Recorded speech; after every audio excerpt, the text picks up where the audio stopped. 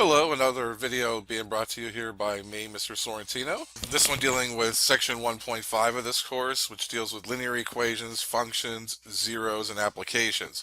It's going to be the first section of this textbook that goes into functions and zeros and applications. Just the equations as we move through the course are going to get a little bit more involved and, have different types of equations that you're able to handle as we move along. So, this one is kind of a moderate level linear equation. You will see that some of the homework problems that are suggested from your textbook are much easier than this, and there might be some that are a little bit more involved than this. As we go through this lesson and we get to some of the application problems, we might develop some other equations that are a little bit different in structure than this that we're going to solve as well. And as we go into dealing with the next section, 1.6, dealing with inequalities and finding their solutions, we'll get to situations where there's equations as well that we're going to solve there, that kind of fit some of the other molds that you're going to see in here in 1.5. So between these two lessons, you're going to get a good sampling of equations along the way as well. And basically, when you're solving an equation, a linear equation, which is what we're starting off with. I mean, chapter 1 is basically with linear things. You had a few things that dealt with graphing some other types of functions, but generally, a lot of what you were dealing with was linear. If I'm trying to solve an equation for a variable, my goal is simply to get the variable on one side of the equation isolated. That's it. So I want to basically have either, when all is said and done, x equals some number or some number equals x. Doesn't matter which one I get. So I, for one, like having x's on the left-hand side. I just get so used to this based on all the training I've had throughout my life. That's just the way I tend to always move it towards. So if you don't mind having the number equals x, by all means, but so some of the choices that I'm going to show here are going to be made off of my preferences. Feel free to make sure that if you have different preferences, you adjust accordingly. So I'm going to want to get the x's on the left-hand side. So I'm going to subtract 7x from this side. The thing you have to remember is if I'm trying to move a number that's attached to the x through multiplication or division away from the x, I'm going to multiply or divide just that number. If I'm trying to move the entire term, I have to add or subtract it. And since 7x was positive, I'm going to subtract it from both sides. That would cause this to cancel. 4x minus 7x is a negative 3x. The minus 5 stays. The minus 2 stays. Now I'm going to add 5 to both sides because I want to start getting this x term alone. And since the negative 3x minus 5 was basically created through the order of operations, we were always going to assume that, I have to undo the order of operations to solve the equation to get x alone. So that's why one of the ways you want to kind of look at it, if you're using basic equation solving techniques, you're just simply undoing the order of operations, which means you're going to follow the order of operations in reverse. That premise works as long as there's only one variable in the equation. This had multiple x's, but they were all x's. If I start having x squareds and x's and other powers of x and other things like that, that's where it gets to be other methods have to be kind of integrated in there as well. So on this side, it's going to cancel. I'm going to have a negative 3x. On this side, I'm going to have negative 2 plus 5, which is 3. And then I'm going to divide both sides by negative 3.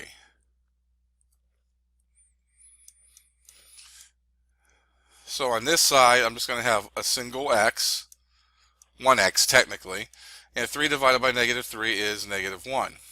This is the solution to that equation. It's using a lot of the same manipulations that we had used earlier in this chapter when we were trying to get y isolated and things of that nature. Now, your calculator can be used to check this work. And again, I'm doing this on the Texas Instrument TI-83 Plus, TI-84 calculator, I could check this equation in a couple of ways. The first one is, and I'm going to go to a standard window on my graphing area. All I'm going to do is look at these two as being separate functions, y equals 4x minus 5 and y equals 7x minus 2. And I'm going to graph those two things. So there's the 4x minus 5, and there is the 7x minus 2. And maybe let the y minimum go down a bit more. Let's say make that a negative 15.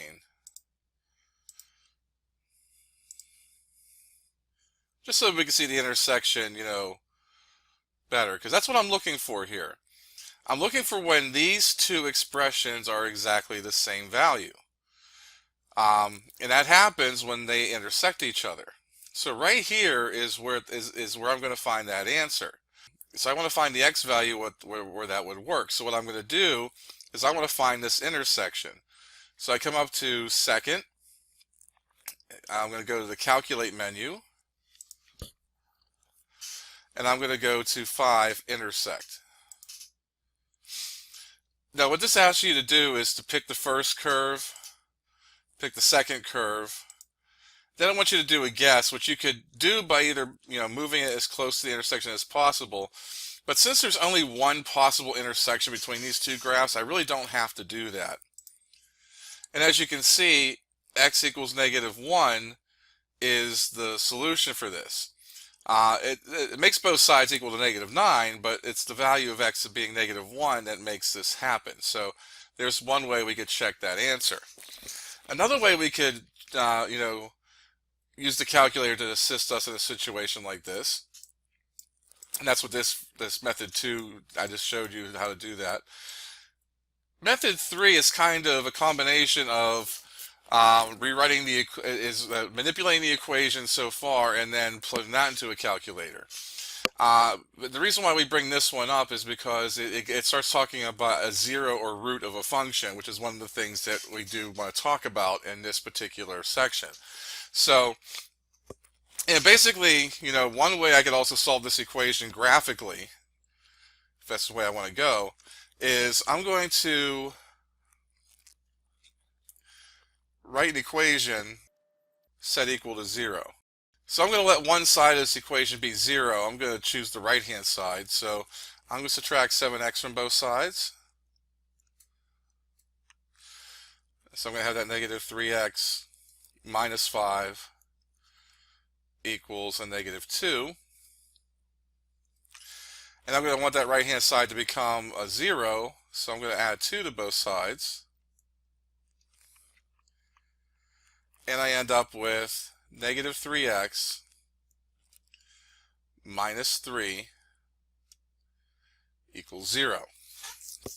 I'm looking for a value of x. It's going to make this expression equal 0. Well, how I would get that on my calculator at this point is that I would just now enter this expression in. So let me come here and let me clear these guys out. I was going to put in negative 3x minus 3. I'm going to graph that. And what I want to do is so this line represents everywhere that y is a value given to me by negative 3x minus 3. I want to see where y is 0.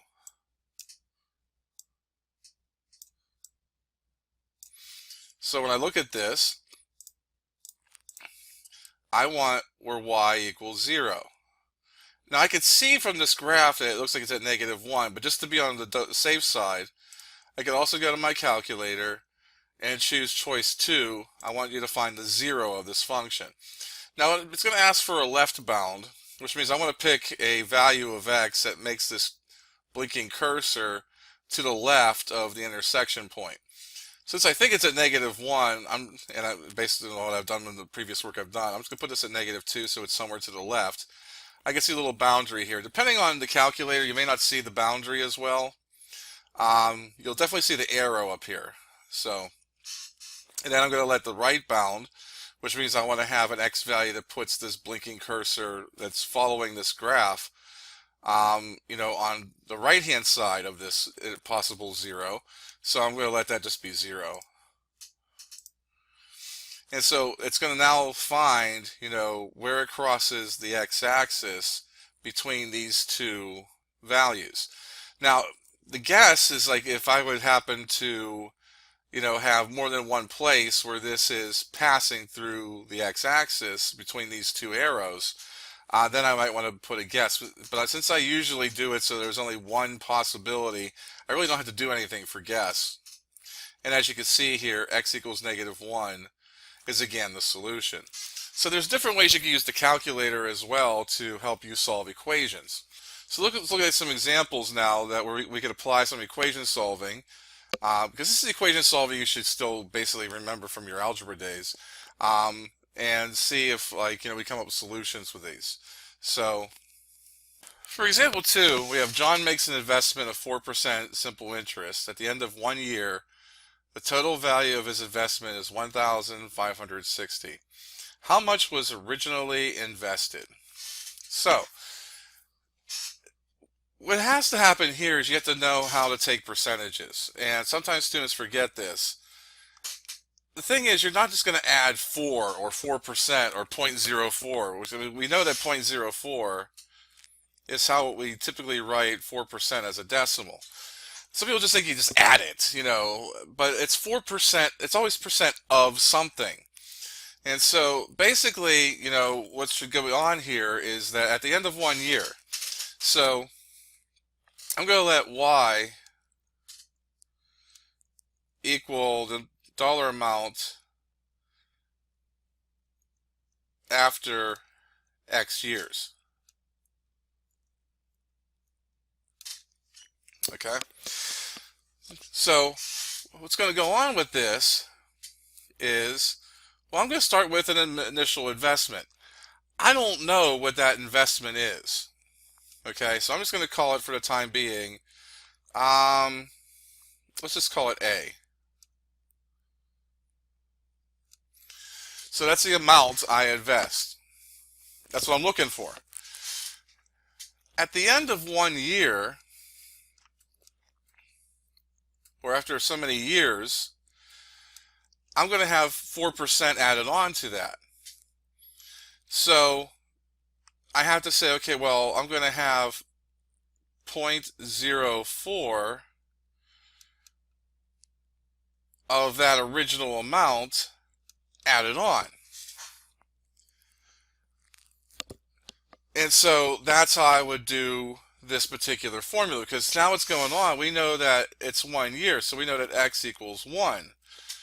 So what the variable we're looking for here is a. So y is going to equal a plus 1, this becomes a 1, times 0.04a.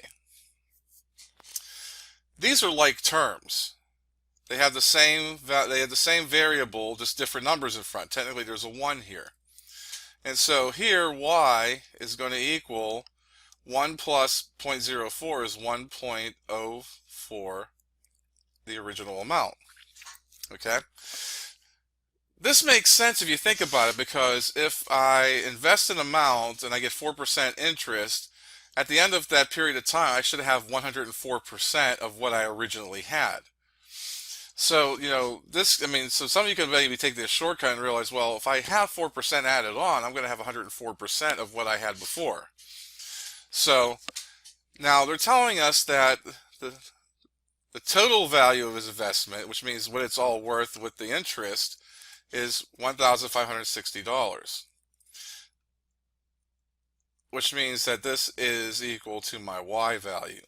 So I know that 1560 equals 1.04a. So that's the equation I needed to get to answer the question. Now, of course, I have to solve it. It's a pretty straightforward equation at this point, because all I have to do is divide both sides by 1.04. So A is going to equal 1560 divided by 1.04, and that's approximately equal to $1,500 originally. So that's the answer to this one. On to example 3. The width of a rectangular room is 23 feet less than its length. The perimeter of the room is 134 feet. Move it over a little bit. Find the dimensions of the room. I am going to draw a little diagram of what's going on here. So we have this rectangular room, which has a length and a width. Now I'm going to call this L for length. And this is what we would normally call width, but the width, we're being told, is 23 feet less than its length, which means this is going to be L minus 23. The reason why, I don't want to interject too many variables is if I have multiple variables in an equation, it becomes hard to solve. I want to keep as few variables as possible, because now when I look at it, it says the perimeter is 134 feet. Well, the perimeter, which I'm just going to say is P, would be length plus width plus length plus width. And if I had this,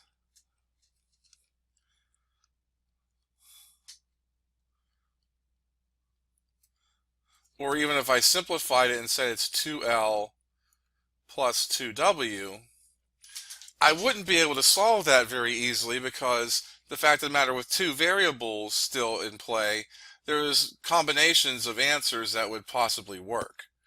So now with this piece of information, I can now say, well, I can now put this in terms of one variable, which is going to basically mean I'm going to get only probably one answer.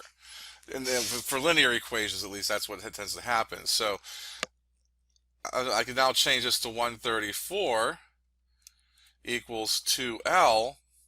And since W is equal to L minus 23, I can replace W with L minus 23. So I would have 134 equal to 2L plus 2L minus 46. And so 134 equals 4L minus 46.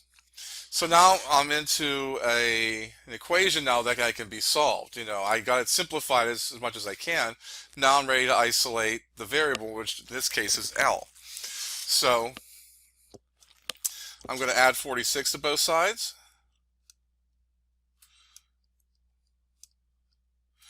And when I do that, I'm going to get 180 equals 4L. Dividing both sides by 4, I get that L equals 45. Which means that this is 45 feet. Now I have to go back and make sure I answer the question I'm being asked. That 45 is part of the answer, because it's asking me to find the dimensions. So that means I want to find the length and the width. I now know this width is 45 minus 23, which is 22 feet. So the dimensions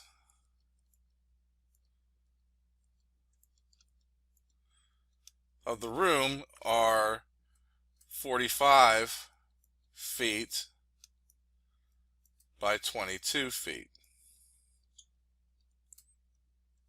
And that answers the question. So always make sure to go back and make sure the question that was asked is the one that's being answered.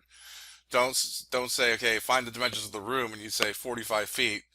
Well, that's one dimension. What's the other one? So make sure you know what the dimensions are, make sure you know what's being asked, and answer the question being asked. Last example deals with distance, rate, and time a little bit.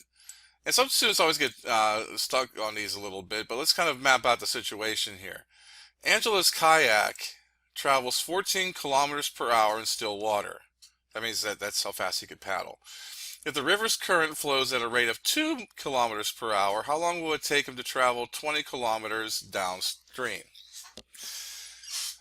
So, again, we have this formula, distance equals rate times time. It's a very simple setup, but we have to make sure we put things in the right place and that we're accounting for everything. For instance, what it's asking for is how long will it take? That means that t, time, is the variable here. That's what we're going to eventually be looking for. That means that r and d should be known based on the information they gave us. And, also applying any knowledge that we may have. 20 kilometers is the amount of distance that Angela needs to travel. So we know that this is 20. The rate is a little trickier because they give you a rate in kilometers per hour for still water, but they also say that the river's current flows at 2 kilometers per hour. If you're going downstream, that means the current is working with you. So Angelo, his rate should be what he can produce himself along with the 2 extra kilometers per hour that the current should be pushing him. So his actual rate here is 16 kilometers per hour. And so it's going to be 16, of course, times t. Again, a very simple equation at this point. I just have to get t alone, and I'm going to divide both sides by 16. That means that t equals 20 over 16, which equals 5 over 4,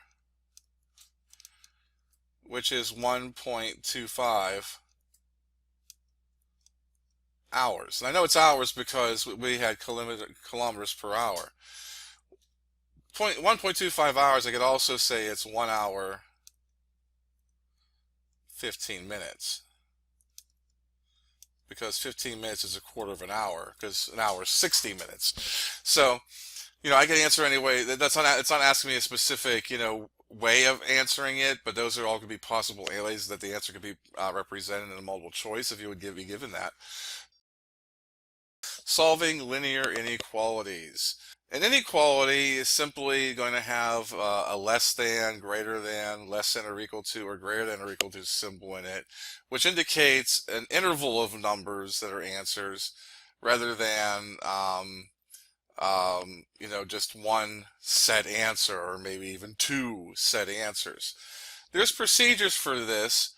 However, basically it's still equation solving. The only difference is that you have to pay attention to instances where you're multiplying or dividing on both sides of your inequality. If I have to multiply or divide both sides of an inequality by a negative, then I have to switch the inequality sign around. Now, for these simple inequalities, the graph to solution set is kind of an afterthought because, I really don't need to do it to come up with an answer.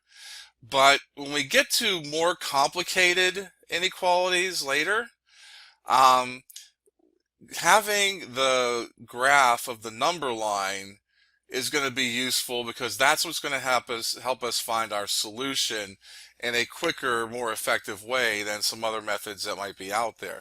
For these, however, they're pretty straightforward. So focusing my attention on A here, and let me just scooch that over a bit. I want to solve the inequality 4 minus 7x is less than or to 25. So what I want to do here is I just want to get x alone on one side of an inequality here. So I'm going to subtract 4 from both sides. And so I'm going to have a negative 7x less than 25 minus 4, which is 21. Now I'm going to divide both sides by a negative 7. This is where I have to be vigilant. Anytime I multiply or divide two sides of an inequality by a negative number, not if I'm adding or subtracting a negative number, only if I'm multiplying or dividing by a negative number, I have to remember to switch around the inequality sign. So negative 7x divided by negative 7 is just going to give me an x. The 21 divided by negative 7 is going to give me a negative 3. Since I divided both sides by a negative, this less than symbol is going to become a greater than symbol. And so that's what my solution is. The solution is, this will be true for anything where x is greater than negative 3. Now when I graph these number lines, I never have to really make them super sophisticated, okay? I'm just going to say, okay, well here's negative 3. So you could say that's negative 2, negative 1, 0, 1. I'm just going to say where negative 3 is, okay? And for this solution, I'm not going to be able to equal negative 3, because if I equal negative 3, that's going to give me an instance where I have 4 minus 7x equaling 25. Equaling 25 is not being less than 25. So now I want it to be greater than negative 3, so I would shade everything to the right.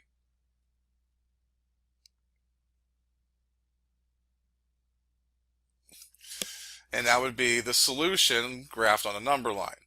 So a lot of the same equation solving things, this is more or less a two-step equation, using the same procedures for that. However, the only thing I have to keep in mind is to make sure that I switch around the inequality sign if I multiply or divide both sides by a negative. Let's try B. Very similar. I have x's on both sides. I like to get x on one side only. So I'm going to subtract 2x from both sides. Now I'm subtracting here, so I don't have to worry about switching any inequality sign around. 5x minus 2x is 3x. The plus 2, nothing happened to that because I didn't do anything with it, so that stays. I didn't multiply or divide both sides by a negative, so that stays the way it is. I have a negative 10. I now have all my x's on one side of the inequality, and I also combine like terms. So the left-hand side is as simplified as I'm going to get. Now I'm ready to get x alone. So I'm now going to subtract 2 from both sides, and I'm going to get that 3x is less than or equal to negative 12. X is still not alone or isolated on the left-hand side, so I'm going to divide both sides by a positive 3. Now I'm dividing by a positive number, which means nothing is going to happen to that inequality symbol. So I'm going to have x is less than or equal to negative 4. That's my solution. So on a number line, I'll say negative 4 is, say, here. It's a less than or equal to, so this is going to be a dot that is filled in because equal to does make this true. And if I put negative 4 on both sides, I do get a negative 18, I believe. Yeah, I get a negative 18. So that makes, both sides equal, and both sides being equal is, a true statement as well. And I want anything less as well included, so I'm going to shade to the left. So we're going over these skills about being able to graph inequalities on a number line because eventually the ability to do so is going to help you find answers later to much more complicated inequality problems. For C, the only difference in C is that you have a compound inequality separated. So basically all you have is two inequalities separated by an or statement. It's not a big deal. You just have to make sure you know what an or statement stands for, but let's Let's solve each of these inequalities first, and then we'll worry about the or. So, so this one here, I want to solve. I want to add 1 to both sides. I'll have 3x is less than or equal to -6. I'll divide both sides by 3. Since I'm dividing both sides by a positive number, nothing's going to happen to that inequality. And so I'm going to have x is less than or equal to -2. On this side, I'm going to add 1 to both sides. And I end up with 3x being greater than 21. I'm going to divide both sides by 3 to get x alone. Again, I'm dividing by a positive value. So I'm going to have x being greater than 7. And this or statement just kind of just rides its way all the way down, which means x is less than or equal to -2 or x is greater than 7.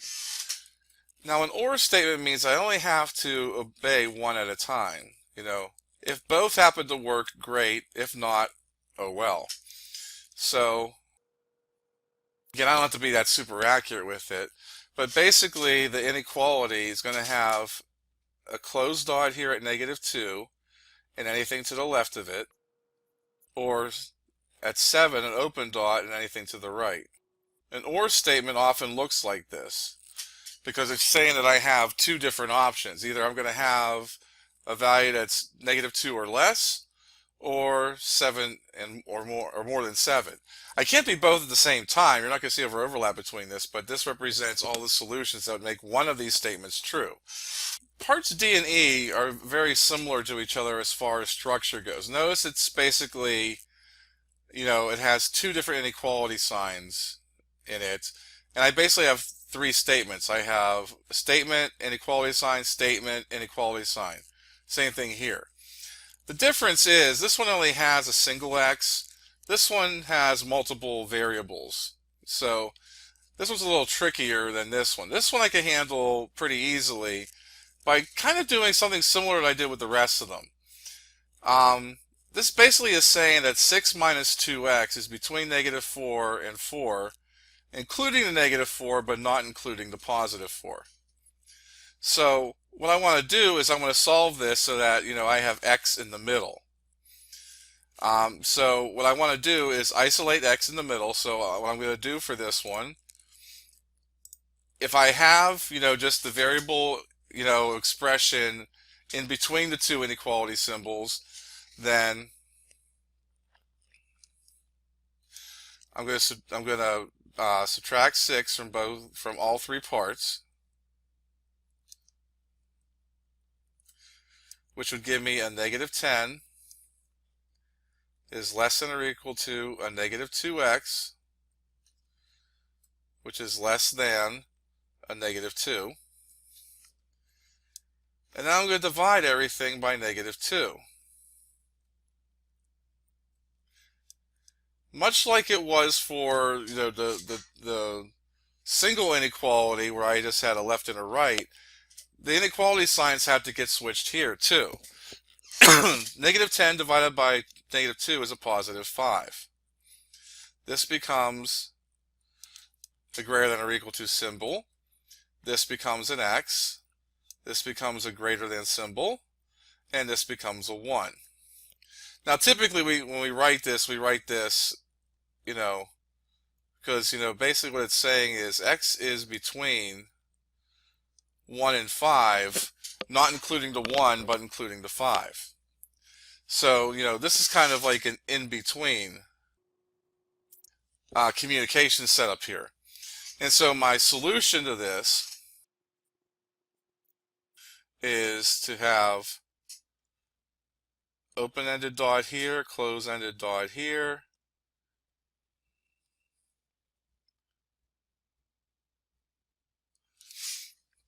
And I go in between them. This is an example of an AND statement. Whenever possible, we try to write an AND statement, not using the word and, we try to write it in this in-between format. When we get to situations like E, that gets a little bit more complicated to leave it that way, because me doing something to any of the, variables on one side of the inequality or another, or one part of the inequality or other, is going to leave parts in other parts. So um, when I deal with a situation like this in E, I'm going to take this inequality, 3a is less than 4 minus 5a, and I'm going to split it up and say and 4 minus 5a is less than 5 plus 3a. So, this in-between structure is an indication that I have an and statement. An and statement means that I'm able to do both at the same time. Like here, it's like me saying, I could have wrote this as x is greater than 1 and x is less than or equal to 5. There are numbers, and means that both of them have to be true at the same time, which means that I have to choose numbers that makes both of these true at the same time. So, for instance, the number 2, it's more than 1, it's also less than or equal to 5. That works. 5. 5 is less than or equal to 5. It's actually equal to. It is more than 1. So both work. So an and means that both parts or all parts have to work, versus an or statement, which means that only one statement has to be true. So for these, I'm just going to solve these. For the first one, I'm going to add 5a to both sides. I'm going to end up with 8a being less than 4. Dividing both sides by 8, I get a is less than 1/2. No multiplication or division by negatives happens, so we're good. This is just going to be brought down. For the next one, I'm going to add 5a to both sides. I'm going to have 4 is less than 5 plus 8a. Subtracting 5 from both sides, we're going to have negative 1 is less than 8a. Dividing both sides by 8, I have negative 1/8 is less than a. And basically that means that a is greater than negative 1/8. Now notice I did not flip or change the inequality. The inequality always had a being more than negative 1/8, and I'm still representing that here. I just want to make sure I know what's going on as far as this and statement goes. I want to be more than negative 1/8, but I want to be less than 1/2. So that means I can rewrite this essentially as a being more than negative 1/8, but less than 1/2. As far as writing it as a compound inequality. And so if I graph this inequality, I would have an open circle here, an open circle here, and I would shade in between them. And so those are the graphs and the solutions to these various inequalities. So I'm not doing anything majorly different than what I would normally do when I'm solving equations, and that's simply just trying to get the variable alone on one side of the equation, or inequality in this case. The only exceptions are these in-between ones where I sometimes would have to do it in do 3 different parts, or I could separate it into 2 and statements. That's fine. And the only difference between doing these inequalities and solving an equation is that, the remembering to switch around the inequality sign in those instances where I multiply or divide both sides by a negative. Now the last part here is doing the interval notation for these, but now once you have the number lines, it makes it relatively simple to do that, because the interval notation is basically just describing what you see on the number line. So for A, you have the number line being filled in, going for starting at -3, but not including it and going on to infinity. So the answer in interval notation would be that x goes from -3 to infinity with parentheses on both ends. You can't equal infinity, so no parenthesis there, and you're not equaling -3 because of the open dot. For b, x is going up as high as -4, so anything -4 or less. You're equaling -4 here, so you're going to have x going from -infinity to -4 with a bracket on the -4 indicating that you are equal to it. For c, with the or statement, you have -infinity to -2, including -2, and then from 7 to infinity, not including the 7. The or, a union symbol is used between them, so it would look like this. So -infinity to -2 equaling the -2, or starting at 7 but not equaling 7 and going to infinity. For the last two, the and statements, you're going between 1 and 5, including the 1, not including the 1 and including the 5. So x would go from 1 to 5, open parenthesis on the 1, bracket on the 5. And then this one here goes from -1/8 to 1/2. You're not going to have any brackets on this one, so this one you would say a, although I wrote x, goes from -1/8 to 1/2. So that's how you would write these in interval notation. So for example 2, we have Acme Movers, which charge $100 plus $30 per hour to move a household across town. Hank's Movers charge $55 per hour. So basically no initial fee. For what interval of moving times does it cost less to use Hank's Movers?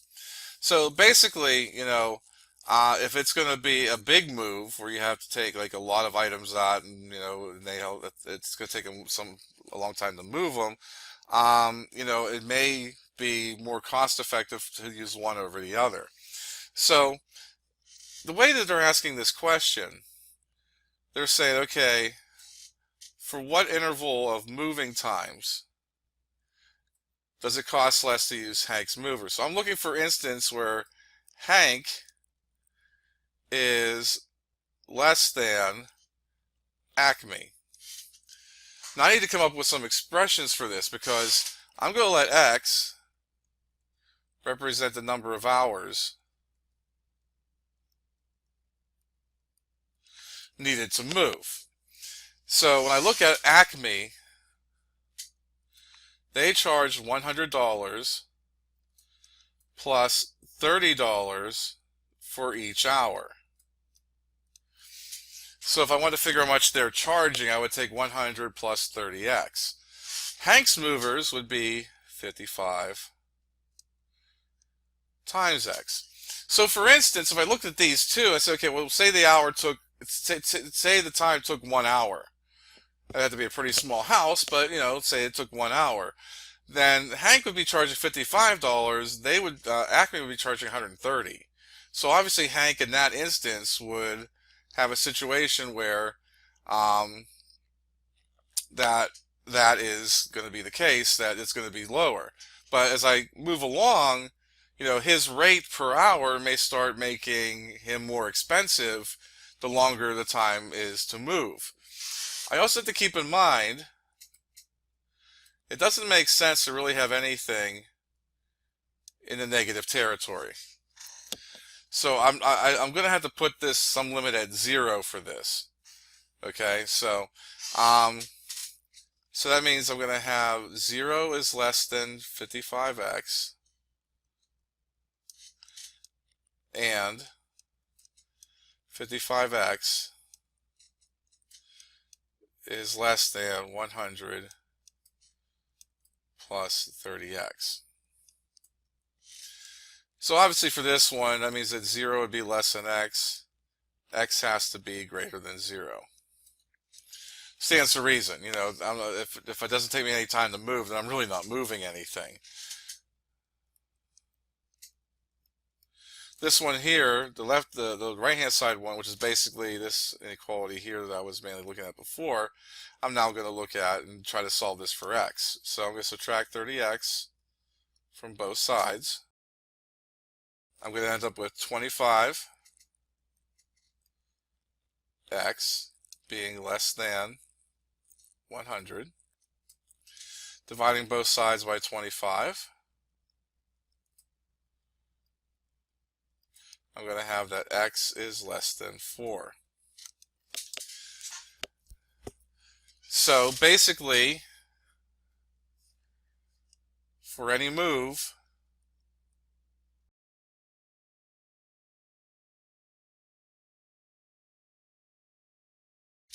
less than 4 hours, Hank's movers cost less than Acme movers. So if you get 4 hours, if it takes 4 hours for you to move, they would both be charging you the same amount. If it's over 4 hours, then Acme would start being cheaper than what Hank is charging you. So that's how you would kind of make a decision. If you could figure out how many hours you think it's going to take you to move, that would help you figure out, who to go with if you want to save money. Let's move on to example 3. So here is another application problem. This one's dealing more with money and percentages again. So again, we have to be very careful about how we do this. A university invests $600,000 at simple interest, part at 6%, half that amount at 4.5%, and the rest at 3.5%. What is the most that the university can invest at 3.5% and be guaranteed $24,600 in interest per year? This gets a little tricky because the thing they're looking for is the amount invested at 3.5%.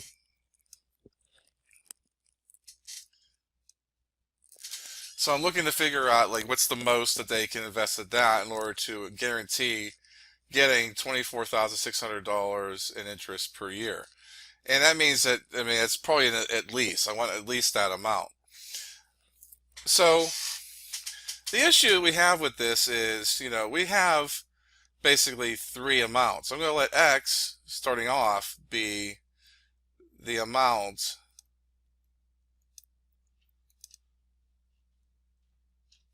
at 6%. I'm going to let y be the amount at 4.5%. And I'm going to let z equal be the amount at 3.5%. And right now I want, the interest. I want 24,600 in interest. So basically I want 0.06x plus 0.045y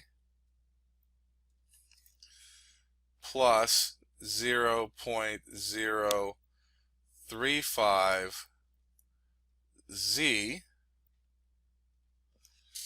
Let me scooch this over a little bit.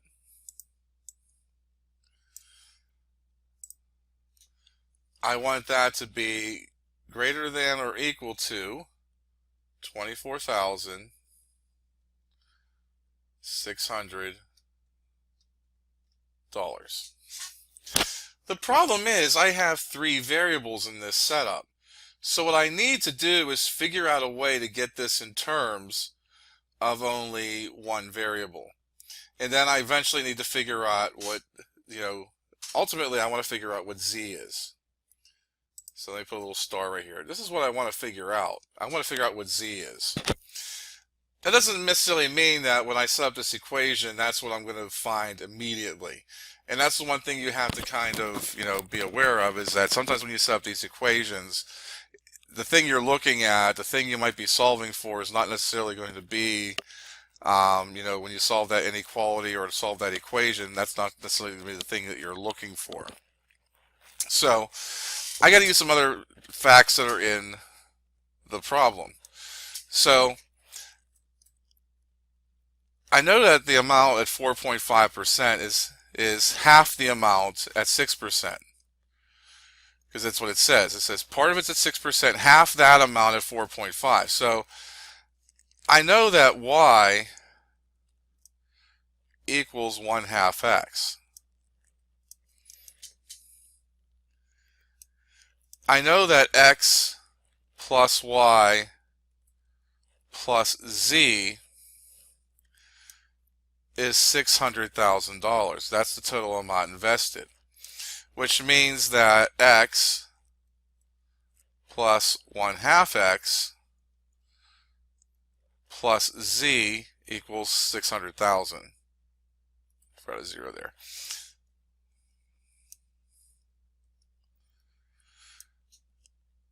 So these two become 1.5x, which means that z equals 600,000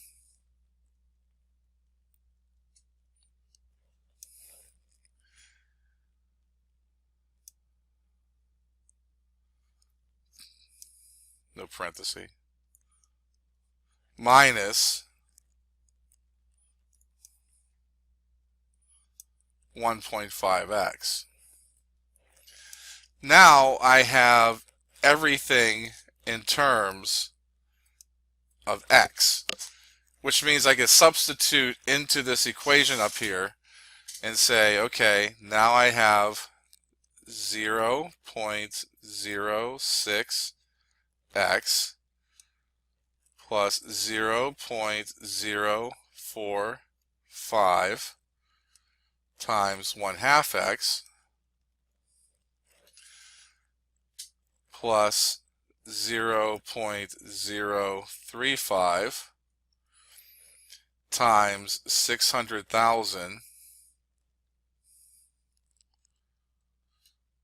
minus 1.5x. And again, I'll just scooch over a little bit here. And that's going to be greater than or equal to 24,600.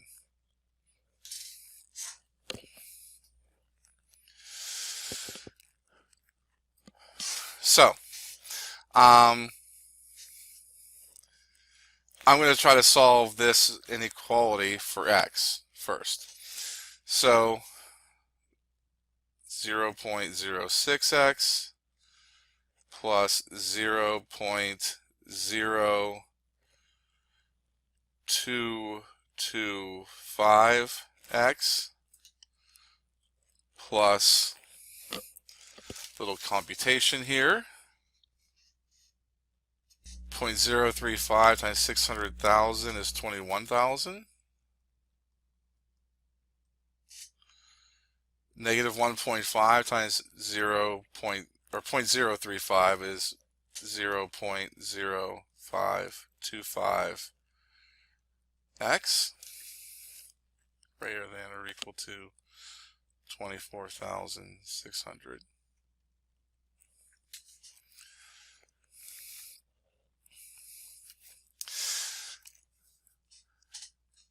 I'm going to combine all my x terms together. So 0.06 plus 0.0225 minus 0.0525 is going to give me 0.03x plus 21,000 should be greater than or equal to 24,600. I'm going to subtract 21,000 from both sides.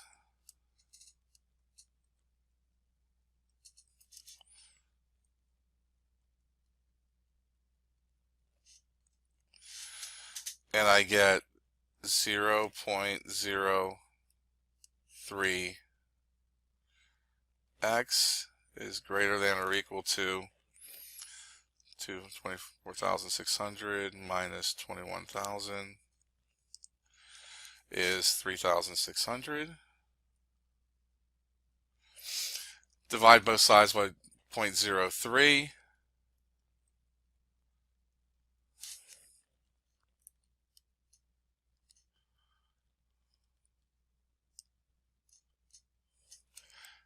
X is $120,000 or more.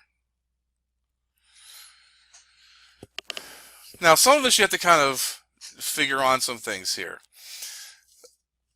The amount invested at 6% is greater than or equal to 120,000, which means this is greater than or equal to 60,000. It's always half the amount invested the other one. If these continue to increase, because we're saying it could be $120,000 or more, and since if X keeps increasing, that means Y is going to keep increasing, but it still should total 600,000, which means Z would have to be decreasing. So when I look at this, and I'm going to use this X value of 120,000, I get that Z is going to be 600,000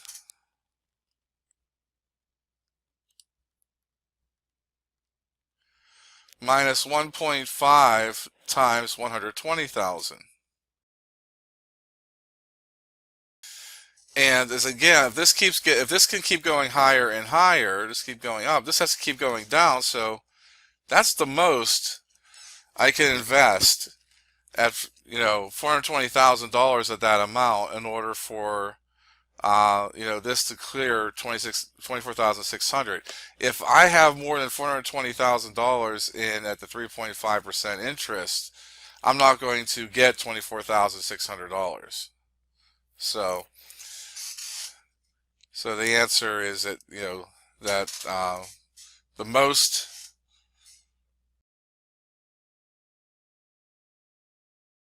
and I'm abbreviating as 420,000 with K because I'm just running out of space. And so that would be your answer right here.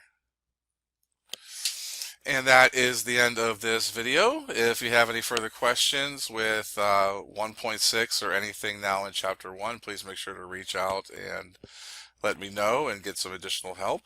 Until I see you in class, have a good day, everybody.